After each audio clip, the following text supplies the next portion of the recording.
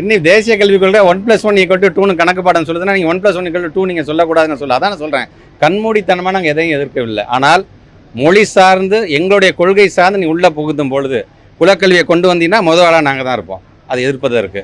அதே போன்று நீங்கள் வந்து மும்மொழி கொள்கைன்னு கொண்டு வந்தீங்கன்னா அதை எதிர்ப்பதற்கு நாங்கள் தான் முதல் ஆளாக இருப்போம். நாங்கள் 3ஆம் வகுப்பு 5ஆம் வகுப்பு 8ஆம் வகுப்பில் அந்த பிள்ளைங்க பரீட்சை எழுதிட்டோம், ஃபெயில் ஆனால் திரும்பி 3ஆம் வகுப்பே படிக்கட்டுமே என்று சொன்னீங்கன்னா அது ட்ராப் அவுட் ரேஷியோ அதிகப்படுத்தும். அதனால தான் இன்றைக்கி ஆர்டி ஆக்ட் பற்றி 1ஆவதுலேருந்து 8ஆவது வரைக்கும் ஆல் பாஸ் என்று சொன்னால் சும்மா அந்த பிள்ளைங்க பாஸ் பண்ணிட்டு போயிடக்கூடாது, படிக்காமல் கொள்ளாமல்.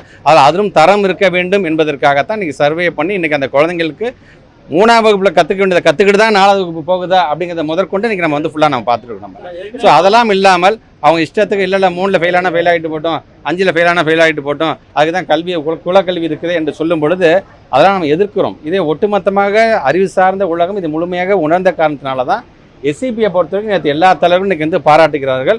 பிஜேபி கிட்ட அந்த பாராட்டை நம்ம எதிர்பார்க்க முடியாதான். இருந்தாலும் மாணவருடைய நலன் சார்ந்து தயவு செஞ்சு சிந்தித்து பார்த்து உங்களை கமெண்ட்டை கொடுங்க அப்படின்னு நான் கேட்டேன்.